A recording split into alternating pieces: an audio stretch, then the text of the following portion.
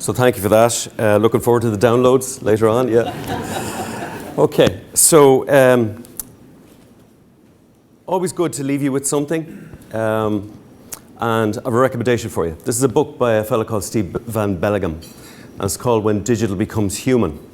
And I'd really recommend it to you as a read, as you're looking and considering the new digital reality that we're all facing within our sales organizations. And he talks about the transformation of customer relationships in this new digital world.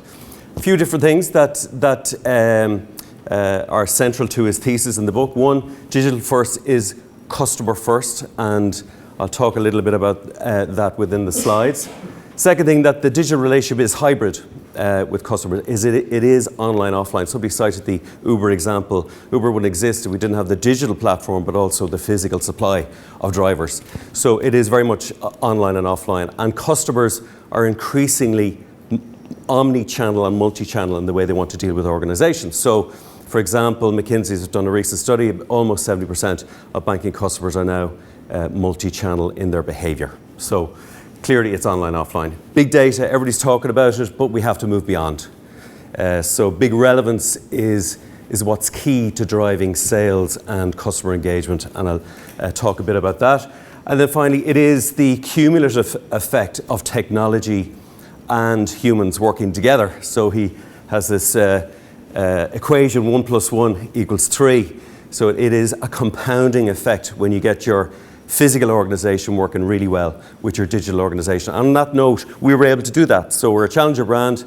When I took over 4 years ago, we had 1 branch and 10 people in the contact center. So we're now a full omni-channel distribution model. We have 15 hubs, a 16th on the way. But if you compare and contrast 12% market share with 15 hubs versus many of our competitors with 200 plus branches. So we had to think differently, and we wanted to build a different kind of model. So our distribution model is fully integrated. I manage all channels with my team, and we have a digital physical mix. So our digital channels, we consider the contact center, mobile and online as all digital.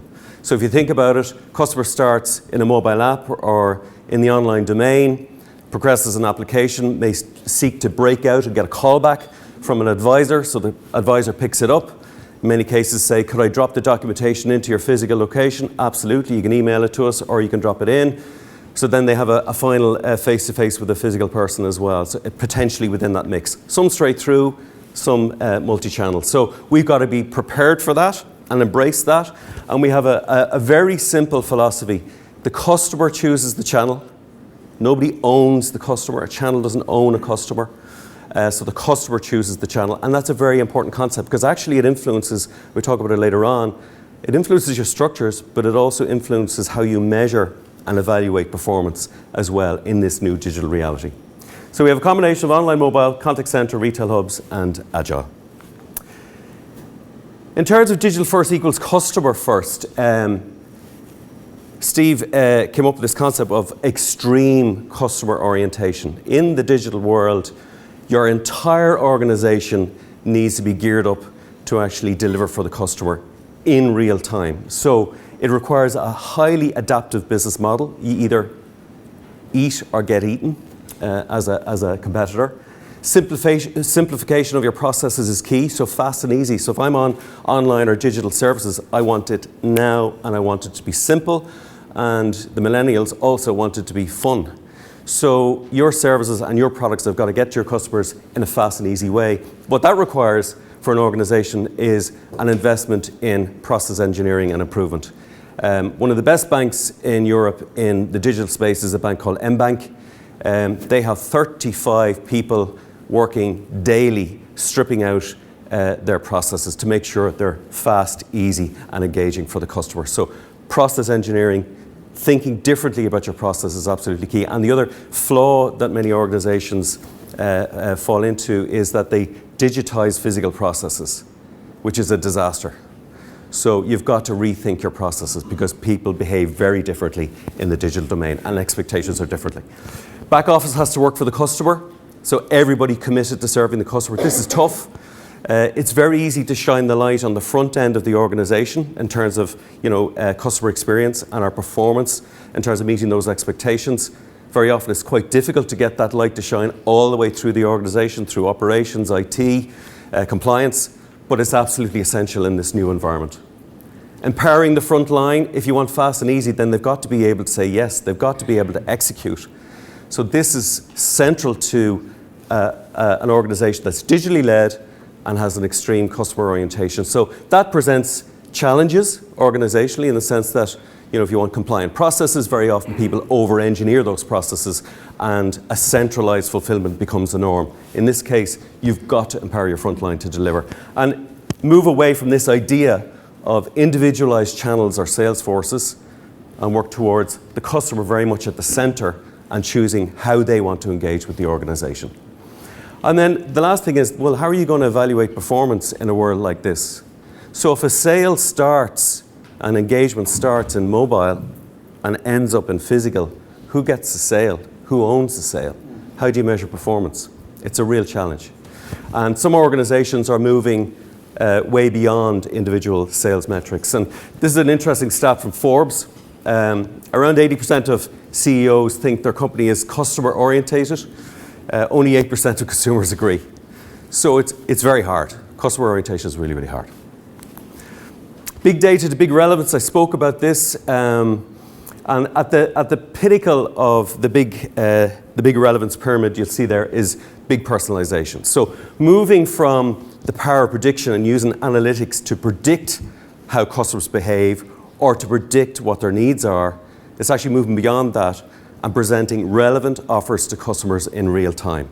So using insight to increase your relevancy. And one of the things that the paradox of choice highlights is if a shop is selling 24 types of jam, it will always undersell a shop selling 6 types of jam because it's too much choice for the consumer. And one of the things that data does is help you manage that complexity within your product portfolio. So the use of data and analytics allows us to do that, and a couple of world-class organizations in this space, and one was mentioned earlier. Amazon, 35% of all sales result from personalized recommendations. Welcome back, Pat. Last time you were on, here's a book that might interest you. Incredibly, Netflix is as high as 75%. So you're bound to have experienced it. You've watched the box set, you've finished it, and there's 5 more sitting at the bottom of the screen waiting for you to take it up. It's a wonder we have any time to do any sales at all. But personalization is key. So and it's not just about digital. So using data intelligently such that when a customer's on your online domain or your mobile domain, they get a personalized offer. But equally, when they're in front of a physical salesperson, that person has the knowledge also, so that they can deliver that experience. Lastly then, I had a look at some of the challenges associated with this model that I think is worth exploring actually over the course of the morning. The adaptive business model, it challenges, our traditional organization models are built on a value chain that no longer exists. So pre-sale, sales, fulfillment, aftercare, service, etc. It's gone. They're all merging. So we need new and adaptive business models and organizations to support. Extreme customer orientation, very difficult to achieve. It's really tough. And it requires absolute, relentless commitment throughout the organization from top to bottom. And I don't know many organizations are set up in that way or have that culture. Functional convergence, we touched on it earlier on, but where does sales, marketing, and data analytics begin and end? So if you take a sale, go back to the multi-channel idea, customer hits the banner ad, marketing will probably put it up, then they talk to the call center agent, and then they end up in a physical environment. So who owns it? Sales, marketing? Truth is, the organization owns it, and we've got to figure out a way of managing that differently. The omni-channel sales funnel is very, very complex. So managing it from traffic through to started applications, completed applications, ultimate sales, the conversion, the levers that are involved within that funnel, very, very complex, very complex. And when you think about the expectation then of your sales managers within that channel, what do we now require them to be? They used to be very strong relationship managers and people managers. Now they need to be very analytical and they have to have quite a strong marketing awareness as well to perform in this environment. And then lastly, so what are the new metrics? So some organizations moving away from sales metrics to combinations, and one organization I know of actually moving towards individualized net promoter scores for their people. So dispensing with sales targets completely and moving towards the idea that if you deliver a seamless customer and a great customer experience, then you'll have advocates who in turn deliver business for your organization. So that's all I have to say, and hopefully it'll provoke some thoughts and some conversations later on. Thank you. So much,